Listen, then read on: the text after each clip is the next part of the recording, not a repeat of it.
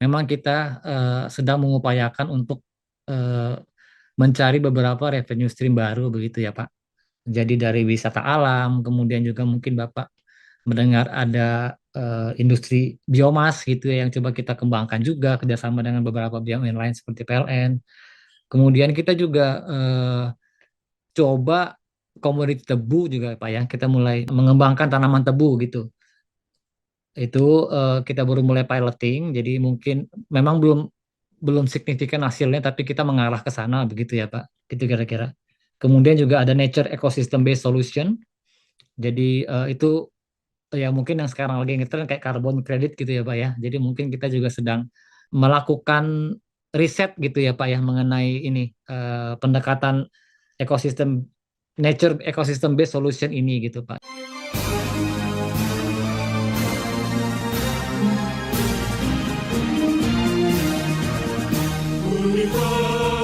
Universitas Indonesia,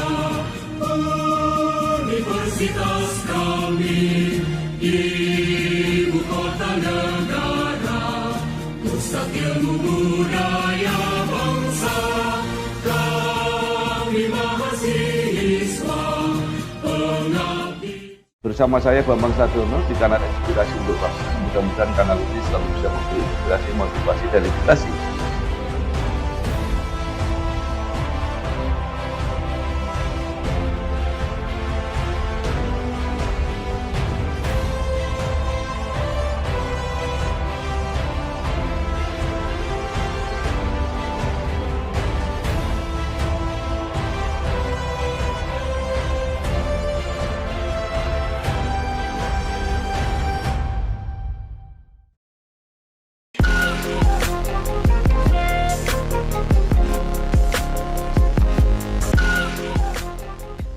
Assalamualaikum warahmatullahi wabarakatuh.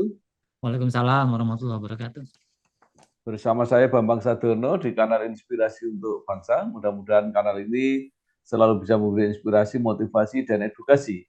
Kami sedang mempersiapkan beberapa video wawancara untuk ikut memberi mana 74 tahun Universitas Indonesia. Saat ini saya sudah bersama dengan salah seorang alumni UI, yaitu Bapak Sandi Mukhlisin. Beliau adalah Direktur Keuangan dan Manajemen Risiko dari Perum Perhutani. Apa kabar Pak Sandi? Alhamdulillah baik Pak Bambang. Iya, Pak Sandi menyelesaikan S1 Akuntansi Universitas Indonesia UI, kemudian memiliki pengalaman 27 tahun di bidang keuangan dan akuntansi, berkarir cukup lama di beberapa perusahaan, kemudian terakhir menjadi Direktur Operasional Yayasan Nasional Konservasi Indonesia, dan saat ini menjadi Direktur Keuangan dan Manajemen Risiko Perum Perhutani. Nah, Pak Sandi mungkin bisa bercerita, walaupun singkat, tentang perjalanan karir sampai saat ini menjadi salah seorang direksi di Perum Perhutani. Silakan Pak Sandi. Baik, terima kasih waktunya Pak Bambang. Jadi saya mungkin bercerita dari mulai kuliah ya. Saya masuk Ya. FEUI angkatan 91. Saya beruntung karena masih sempat menikmati kuliah di kampus Salemba. Ya, jadi Ya. saya masih berkuliah di kampus Salemba selama 2 tahun sebelum pindah ke kampus Ya. Depok untuk menyelesaikan kuliah 2 tahun berikutnya Ya. begitu Pak. Jadi ya banyak sekali pengalaman yang saya peroleh selama kuliah, terutama di 2 tahun pertama, karena apa namanya dosen yang berinteraksi dengan mahasiswa itu pada saat itu memang cukup punya nama begitu kira-kira ya Pak ya. Ya. Sampai FEU itu punya punya salah satu nyanyiannya itu syairnya, liriknya salah Ya. satunya adalah paling sial jadi menteri gitu kira-kira gitu ya. Ah. Ya, jadi memang kebetulan waktu itu ada beberapa tokoh lah gitu yang jadi Ya. dosen-dosen pengajar ya. Ada Prof. Sahrir waktu itu, kemudian ada Prof. Ya. Emil Salim, ada Prof. Sri Edi Wasono, kemudian tentunya Bu Sri Mulyani ya. Jadi itu juga jadi pemicu kami untuk sangat antusias dan semangat gitu pada saat kuliah. Begitu kira-kira Pak. Ya. Ya, jadi Ya. kemudian saya menyelesaikan kuliah saya di tahun 96, langsung bekerja di perusahaan multinasional 3M waktu itu, Pak. Jadi kebetulan saya bekerja itu belum wisuda gitu ya. Jadi saya belum Ya. belum resmi lulus, tapi saya sudah alhamdulillah sudah mendapat pekerjaan gitu kira-kira. Jadi Setelah itu saya berkarir di beberapa perusahaan lain yang tadi seperti disebutkan Pak Bambang. Dan Ya. kemudian beberapa tahun terakhir saya banyak berkecimpung di dunia penelitian begitu ya. Jadi bukan korporasi.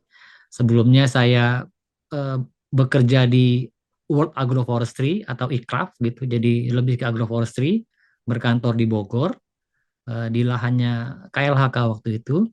Kemudian saya pindah kerja ke Konservasi Indonesia, sebuah yayasan Ya. lokal yang bekerja di bidang konservasi alam, baik itu darat maupun laut, begitu. Wilayah kerjanya dari Sumatera sampai Papua. Selama hampir 3 tahun di sana, kemudian terakhir saya diamanahkan untuk bekerja di Perum Perhutani yang baru mulai awal Juli kemarin. Begitu kira-kira perjalanan karir saya, Pak Ya. Bambang. Iya, Baik, ya kalau melihat perjalanan karir Pak Sandi, awalnya full di apa ya, company ya, di perusahaan korporasi Pak ya. swasta korporasi. Nah, Iya, kemudian di apa lembaga penelitian. Nah, sekarang ditempatkan di sebuah perusahaan apa umum ya, Perum eh, di apa yang membidangi keuangan dan manajemen risiko. Kira-kira iya. misinya apa, Pak? Bapak ditempatkan di situ. Ya, mungkin pertama yang jelas memang Ya. background saya kan accounting keuangan ya Pak ya. Jadi mungkin Ya. secara Ya. secara akademis memang saya Ya. punya latar belakang Ya. yang sesuai dengan yang dibutuhkan oleh pelumpur tani begitu ya. Kemudian Ya. dari sisi pengalaman juga mungkin relevan gitu karena beberapa tahun terakhir saya Ya. memang bekerja di bidang penelitian yang berhubungan dengan kehutanan begitu ya. Ya. Agroforestry, kemudian juga Ya. ada terestrial dan lain-lain. Jadi mungkin dari gabungan itu dirasa cocok kalau saya eh, diberikan amanah untuk berada di posisi yang sekarang. Begitu kira-kira seperti itu mungkin ya Pak ya. menjadi ilmu penghadir luhur untuk nusa dan bangsa. Semangat pincang gembira, sadar bertugas mulia, berbakti dalam karya, mahasiswa Universitas Indonesia. Nah, kira-kira setelah Bapak masuk, apa yang dilihat? Apakah perhutani mengalami masalah-masalah di bidang keuangan sehingga perlu diperbaiki, atau hanya secara umum karena perum perhutani ini kan namanya perum, jadi selain Ya, punya misi profit juga punya misi sosial misi gitu ya. sosial. Publik, Nah, umum ya. itu Ya. ya Ya jadi apakah mungkin karena itu? jadi mungkin gabungan itu juga tadi ya Pak ya. Jadi mungkin karena Ya. kebutuhan pertama, yang kedua memang dirasa profil saya cocok gitu ya untuk Ya. bergabung dan memberikan kontribusi di perum perhutani ini. Begitu kira-kira Pak. Karena kan perum perhutani salah satu BUMN yang sedikit dari perum yang ada gitu ya. Karena kan nggak banyak Ya. perum ya Pak ya. Dan kebetulan perum perhutani ini memang tadi seperti saya bilang ada background atau pengalaman saya yang relevan Ya. dengan beberapa aktivitas atau industri yang ada di perhutani begitu.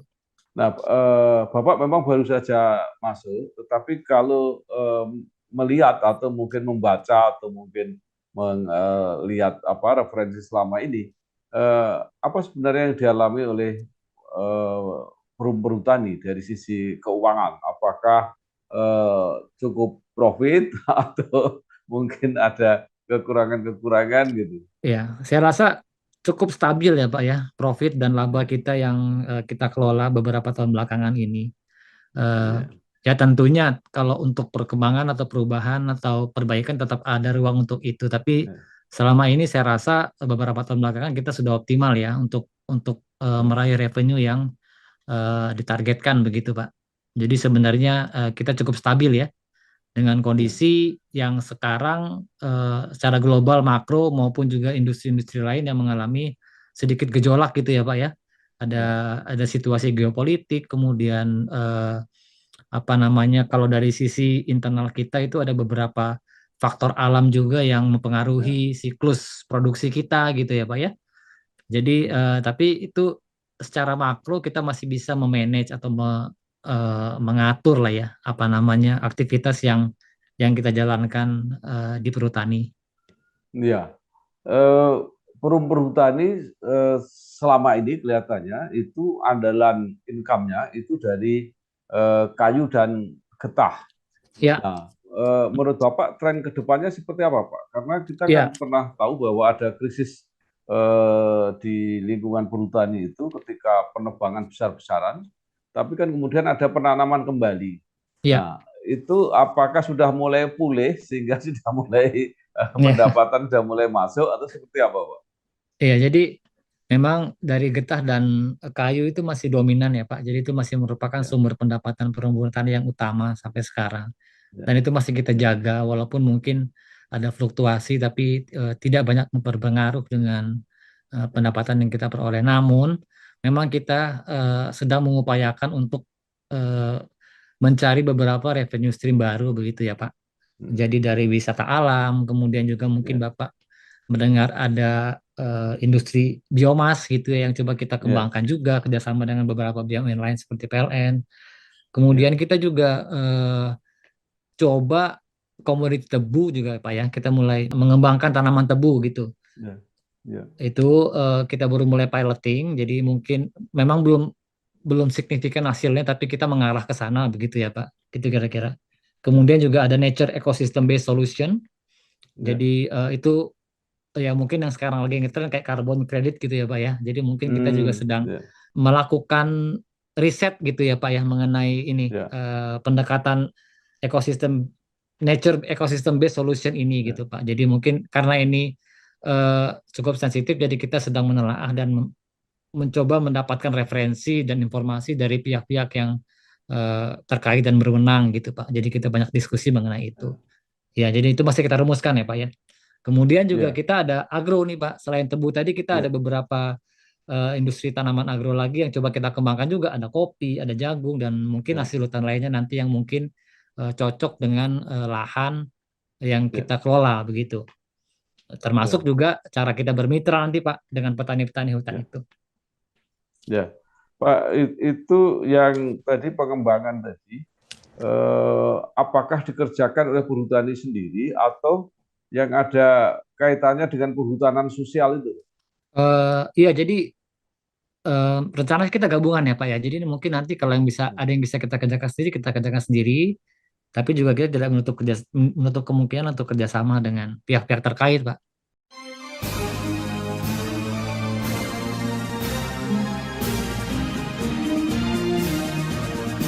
Universitas Indonesia, Universitas kami, ibu kota negara, pusat ilmu budaya bangsa, kami mahasiswa, pengabdi. Nah, memang yang sudah beberapa waktu ini dikembangkan oleh perum perhutani itu kan penanaman biomas tadi ya, yang Ya, untuk mm-mm. apa co-firing kalau tidak salah. Ya, betul, betul, Nah betul. itu perkembangannya seperti apa Pak sampai saat ini? Ya, jadi kita masih masih tahap awal sekali ya, Pak. Jadi memang Ya, kita masih melakukan penjajakan dan review-review apa namanya ya, aktivitas-aktivitas yang sudah kita lakukan gitu, Pak. Jadi memang belum belum belum terlalu kelihatan lah gitu ya, Pak ya, dari kegiatan biomasa ini ya. Jadi mungkin ya, kita masih menelaah kebutuhan energi terbarukan yang meningkat atau ya, gimana trennya begitu ya. Kemudian tentunya ini kan berhubungan dengan teknologi dan inovasi ya Pak. Jadi kita juga ya, apa namanya melihat dari sisi itu juga untuk pengembangannya gitu ya. ya, ya, Kemudian kita juga lagi coba melihat potensi pasarnya gitu Pak. Kita ya, lagi coba visibility study gitu ya. ya. Baik domestik maupun juga mungkin ke luar negeri Pak gitu. Nah, eh, kemudian mengenai program-program baru, Pak, seperti Mm-mm. perhutanan sosial, itu kan mengurangi lahan perhutani.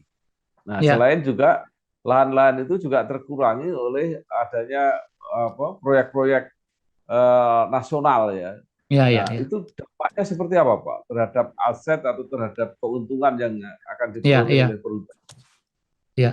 Jadi kalau saya sempat diskusi dengan tim kami gitu ya Pak ya, kan saya lebih ke Ya, support sebenarnya ya. Karena saya kan di ya, keuangan ya, jadi ya, nggak ke lapangan ya, dan secara teknis ya, tidak secara langsung terjun begitu. Cuman ya, yang saya dapat informasinya itu kita masih bisa memanfaatkan area tersebut gitu ya Pak ya sampai satu ya. daur gitu Pak. Hmm, Jadi sehingga secara jangka pendek itu tidak terlalu berpengaruh sebenarnya dengan pendapatan ya, perhutani Pak gitu ya. Karena kita masih diberi kesempatan untuk memanfaatkan selama satu daur. Itu kira-kira ya, Pak. Jadi kemudian nanti ke depannya ya kita akan coba kembangkan lagi model bisnis yang lebih dinamis, Pak. Itu. Nah, ini ya, yang masih kita pelajari, Pak. Jadi mungkin masih masih kita belum eh, belum dapat yang konkret begitu ya, Pak ya. Kira-kira seperti itu, Pak. Jadi mungkin kita akan mengoptimalkan produktivitas lahan, kemudian ya, hilirisasi industri misalnya gitu ya. Mengembangkan produk-produk baru gitu yang mungkin nanti bisa membantu tadi mengganti apa namanya pendapatan yang mungkin hilang gitu ya Pak. ya, Gitu. Jadi kira-kira seperti itu Pak. Tapi ya kita ya, sampai saat ini itu masih kita review begitu Pak. ya, ya. Baik. Eh, Bapak apa ya berkarir pindah-pindah tempat yang mungkin situasinya agak eh, berbeda-beda. Ya, Nah, eh, mungkin bisa dijelaskan apakah pada waktu kuliah di UI tadi yang sudah bayangannya eh, bisa jadi menteri dan sebagainya itu apa Pak yang dipersiapkan ketika masih berada di UI itu sehingga alumninya siap ditempatkan di mana saja? iya. Yang pertama tentunya ya Pak ya masuk FEU itu kan nggak gampang gitu ya Pak. Jadi mungkin Ya, secara secara akademis itu sudah terseleksi ya apa ya, namanya mahasiswa yang bisa masuk ke FEUI begitu. Kemudian tadi saya bilang jadi mungkin support sistemnya gitu ya dari mulai dosen pendukung, kemudian fasilitas yang ada, networking dan juga materi-materi kuliahnya gitu ya itu sangat mendukung dan komplementari satu sama lain sehingga membuat karakter mahasiswa UFEU itu kuat gitu ya Pak. Jadi ya, apa namanya baik itu hubungan dengan senior, hubungan dengan dosen, hubungan ya, antar mahasiswa itu sangat terasa gitu. Jadi kita saling mendukung gitu Pak. Jadi itu saya rasa menjadi satu hal yang jadi nilai tambah gitu ya buat mahasiswa UI pada saat nanti terjun ke eh, dunia dunia usaha atau pekerjaan yang nyata gitu Pak. Jadi emang ya, kita dari zaman kuliah pun memang sudah ada beberapa kegiatan yang eh, diarahkan untuk mempunyai insting kerja gitu atau berbisnis gitu ya Pak ya. Kita punya beberapa ya, lembaga DPUI yang kita bisa bergabung gitu sesuai dengan minat kita gitu ya Pak ya. ya, Jadi ya, ada AISEC, kemudian ada apa namanya Badan Otonomi Ekonomika gitu yang banyak melakukan riset dan melakukan beberapa kegiatan juga gitu. Nah, hal-hal itu mungkin yang menjadi dasar juga Pak. Jadi waktu kita lulus itu kita bisa dibilang siap ya walaupun mungkin nggak 100% tapi ya. mungkin hampir 80% kita sudah siap untuk memasuki dunia kerja gitu Pak. Belajar ilmu pengabdi luhur untuk nusa dan bangsa. Semangat pincang gembira, sadar bertugas mulia, berbakti dalam karya. Mahasiswa Universitas Indonesia. Nah, kemudian jaringan juga sangat penting kelihatannya ya Networking karena sangat penting Pak. ya Iya, networking alumni UI itu berada di mana-mana. Nah, betul, mungkin betul. angkatan Pak Sandi sekarang yang apa Pak, yang mudah dikenal itu ada di mana? Kalau Bapak familiar dengan Pak Kartiko Wiryo Atmojo, Oh iya, Wamen, BUMN. iya, Nah, itu iya. angkatan kami, Pak. Oh, Ya kalau kalau nama-nama akademisi lain yang sekarang ada di BUMN atau pemerintahan ya cukup banyak juga ya, Pak ya. ya, Ada. Tentunya Menteri Keuangan kita, Ibu Sri Mulyani, ya, itu juga lulusan FEUI, ya kan, Pak? ya, Heeh, ya. gitu. Nah, itu sebenarnya ya banyak orang juga yang memikirkan gitu. Mungkin apa karena senior-seniornya itu di posisi-posisi strategis, maka alumni UI itu apa ya banyak mengikut para seniornya itu, atau mungkin mendapat apa ya keistimewaan atau seperti apa? Saya rasa nggak juga ya, Pak ya, karena kembali lagi ini kan Ya, masalah reputasi sebenarnya kan, Pak ya. Jadi kalaupun ya, misalnya tadi eh, hanya karena ya, hubungan dekat atau karena teman gitu ya, ya, tapi ya, tidak bisa apa namanya menunjukkan kinerja yang baik kan juga ya, nggak bagus juga gitu ya, Pak ya. Jadi ya, mungkin itu ya yang menjadi dasar itu mungkin kompetensinya sebenarnya, Pak ya, ya, bukan dari networkingnya gitu ya. Jadi networking ya ya, kebetulan aja gitu kan. Tapi mungkin ya, secara prosesnya juga sama ya, dengan yang lain gitu ya untuk bisa bekerja di suatu institusi gitu, Pak. Iya, ya, dan bukan hanya di pemerintahan ya. Jadi banyak juga kan ya, alumni-alumni FEU itu yang bekerja di korporasi, mungkin juga ya, ada yang mengabdi menjadi dosen gitu kan, pengajar gitu. hmm, Itu juga banyak juga ya, gitu, Pak. Jadi emang ya, itu tergantung minat ya. Jadi memang ya, memang biasanya ya tadi kalau memang mereka ingin terjun ke BUMN atau pemerintahan ya memang mereka minatnya di situ dan memang punya ya, apa latar belakang dan kompetensi di situ gitu, Pak. ya. Nah, lalu bagaimana hubungan para alumni ini dengan alma maternya? Apakah masih inten? Apakah sering Ya. diundang ke kampus untuk memberi apa ya pengalaman atau seperti apa?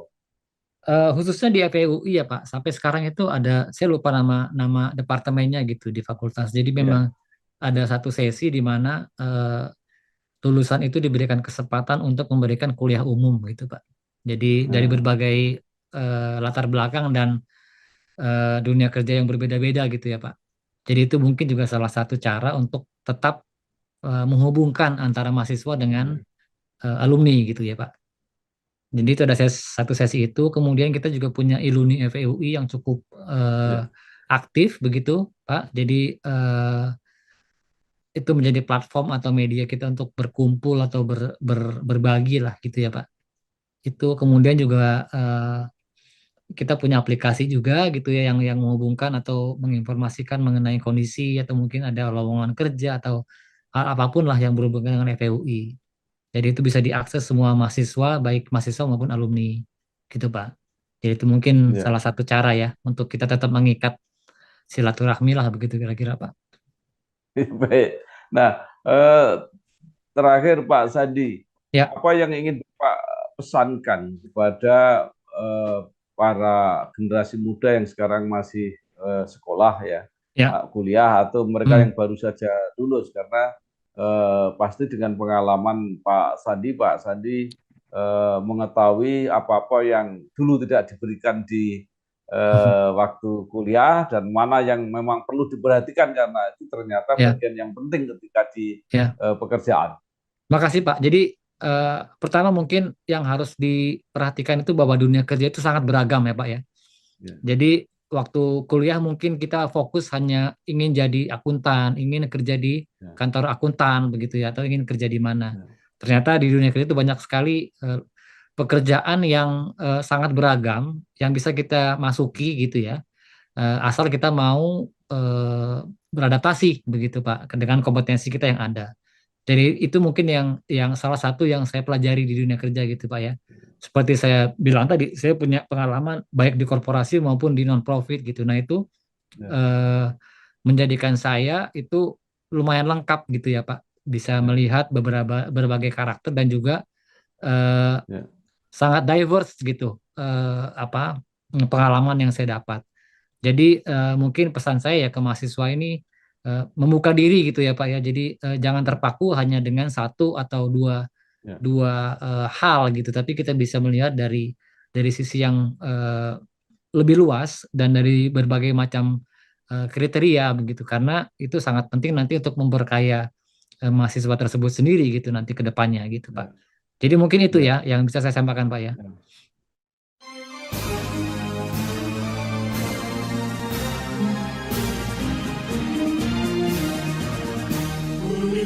Universitas Indonesia,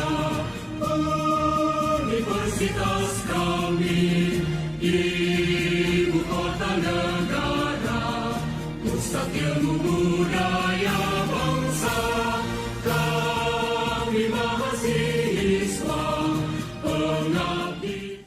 Ya. Terakhir, paling akhir, Pak Ya. Sandi. Nah, selain kompetensi yang diperoleh selama kuliah, seberapa besar pengaruh tadi Bapak sebut karakter, artinya hal-hal yang di luar kompetensi itu. Itu saya rasa komplementari ya Pak ya, saling melengkapi dan Ya, kompetensi sebenarnya. Karena kalau kita tidak ya, punya karakter itu juga kita akan susah beradaptasi Pak dengan dunia kerja. Jadi kita harus punya karakter yang kuat, kita harus luwes ya Pak ya, karena dinamis juga. Jadi memang tadi kalau kita bisa melihat hal dari berbagai sudut pandang itu akan memperkuat karakter kita gitu. Karena dunia kerja itu kita ya, tidak statis ya Pak ya, sangat dinamis gitu. Jadi baik dari ya. sisi lingkungan maupun juga dari individu atau orang yang kita hadapi gitu Pak. Jadi memang kita harus Ya. siap. Baik, terima kasih sekali Pak Sandi Mukhlisin, Direktur Keuangan dan Manajemen Risiko dari Perhutani. Banyak hal yang disampaikan, mudah-mudahan ini bermanfaat pada kita semua secara umum dan khususnya para juniornya Pak Sandi yang ada di Fakultas Ekonomi Universitas Indonesia. Sekali lagi terima kasih, selamat bekerja, sukses Pak Sandi. Terima kasih Wassalamualaikum Pak Bambang. warahmatullahi Ya, wabarakatuh. Oke. Waalaikumsalam warahmatullahi wabarakatuh. Bersama saya Bambang Sadiono di kanal Inspirasi untuk Bangsa. Mudah-mudahan kanal ini selalu bisa memberi inspirasi, motivasi, dan edukasi